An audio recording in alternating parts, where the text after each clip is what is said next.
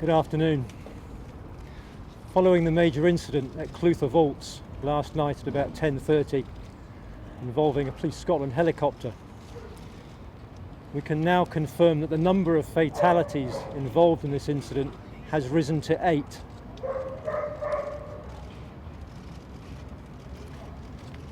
Three of these 8 fatalities were found within the helicopter and were our colleagues in the helicopter crew.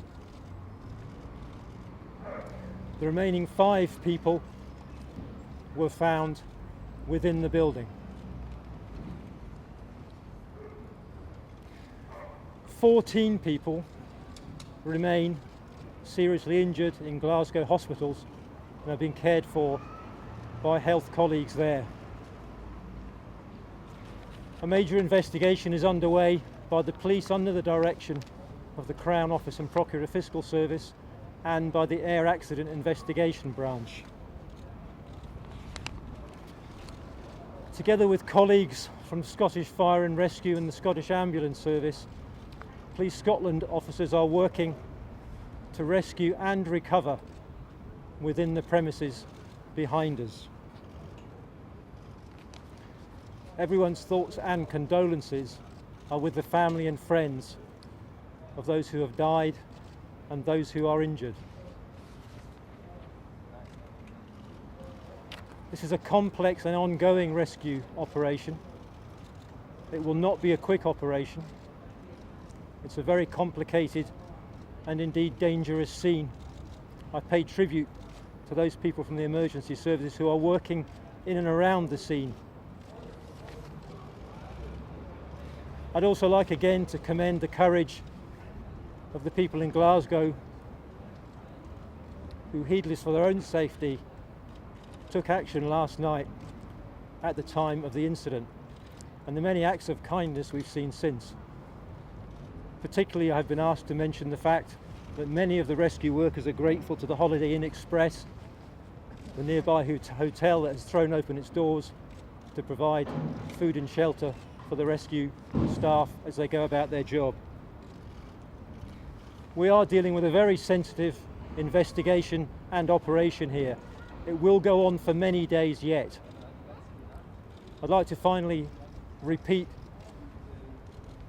my thanks to our colleagues in Scottish Fire and Rescue Service, the Scottish Ambulance Service, everybody working in the health sector to help those who've been injured, and to my own officers and staff who on a difficult day have performed particularly well. Thank you. This is news that everybody today has been both dreading and expecting. Our hearts go out to everyone who has been bereaved. It is impossible to imagine the grief and loss that they are experiencing, but they should know that the thoughts and prayers of everyone across this city and indeed across Scotland are with them at this unimaginably difficult time. Our thoughts are also with those who remain injured in hospital. We all hope and pray that those who have suffered injuries make a full and speedy recovery. I also want to join the Chief Constable in paying tribute to all of the emergency services who have been working so hard since the incident last night and will continue to work hard through tonight and into tomorrow. I have had the opportunity of seeing firsthand some of the operation that is underway. Police Scotland are not just dealing with a very complex incident, they are also dealing with the loss of colleagues, which makes this situation all the more difficult for them, and I want to place on record my thanks and the thanks of the Scottish Government to them, also to Scottish Fire and Rescue and to the Ambulance Service and the National Health Service who are dealing with those who are injured.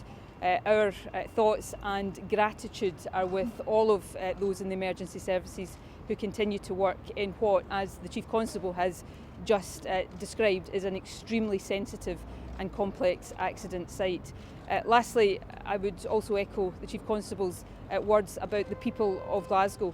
I think we were all moved last night with the way in which those who were in and around the scene did everything possible to help, and the outpouring of concern and kindness today I'm sure will be a comfort to those affected in the days and weeks to come. But for now, this remains a very complex situation, and my thoughts and the thoughts of all of us are with those bereaved and those who are continuing to work hard on this rescue and recovery operation.